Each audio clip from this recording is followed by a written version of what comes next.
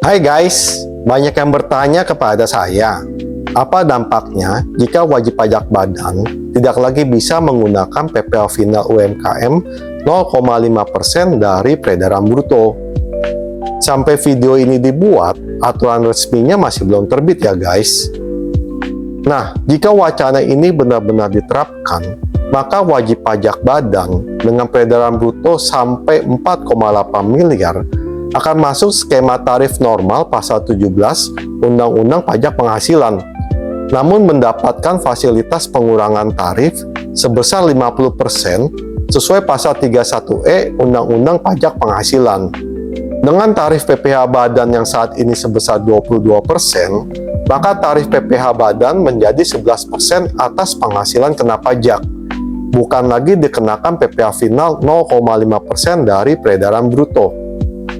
Secara matematis dan ekonomis, terdapat tax break-even point di mana beban pajak PPh final setara dengan beban pajak PPh pasal 17. Setelah dihitung, break-even point-nya ada di net profit margin 4,55%. Artinya, jika net profit margin di bawah 4,55% dengan karakter usaha yang laba relatif kecil, struktur biaya tinggi, dan margin tipis, jika dihitung pajaknya, PPh pasal 17 sebesar 11% yang dihitung dari penghasilan kena pajak menjadi lebih kecil, sedangkan PPh final sebesar 0,5% dari peredaran bruto menjadi lebih besar.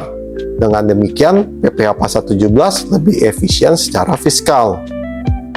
Jika net profit margin di atas 4,55%, dengan karakter usaha yang laba besar, efisiensi operasional tinggi, dan margin tebal, jika dihitung pajaknya, PPh pasal 17 sebesar 11% yang dihitung dari penghasilan kena pajak menjadi lebih besar. PPh final sebesar 0,5% dari peredaran bruto menjadi lebih kecil, sehingga PPh final lebih murah dan lebih sederhana. Kesimpulannya, ini bukan soal peredaran bruto besar atau kecil, UMKM atau non-UMKM. Yang menentukan adalah profit margin. Jika margin tipis, pakai PPh pasal 17 lebih menguntungkan. Jika margin tebal, PPh final lebih menguntungkan. Untuk peredaran bruto di atas 4,8 miliar, sangat disarankan berkonsultasi dengan konsultan pajak masing-masing, karena pendekatannya lebih case by case dan lebih kompleks. Dalam tax planning, ada prinsip yang jarang dibahas, yaitu obsolescence principle. Obsolescence principle adalah kondisi ketika suatu skema atau metode tax planning yang terlalu umum digunakan dan sering diumbar ke publik sehingga secara bertahap akan kehilangan efektivitasnya. Dalam konteks perpajakan, ini terjadi karena otoritas pajak mempelajari pola perilaku wajib pajak. Celah-celah tax planning yang sering diekspos akan direspon dengan pengetatan regulasi, perubahan kebijakan, hingga penyesuaian pola pemeriksaan.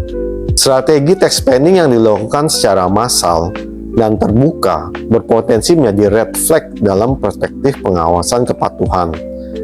Pada akhirnya, celah tax planning yang terlalu sering diumbar berisiko ditutup oleh otoritas pajak. Oleh karena itu, tax planning sebaiknya bersifat prudent, defensif berbasis regulasi yang sah, tidak pamer dan tidak dibangun atas asumsi bahwa celah akan berlaku selamanya. Sekian pembahasan kita kali ini tentang wacana berakhirnya PPh final UMKM 0,5%. Kalau kalian suka konten tentang pajak, hukum, investasi, ekonomi, follow, like, share, dan subscribe channel kita di Beyond the Numbers.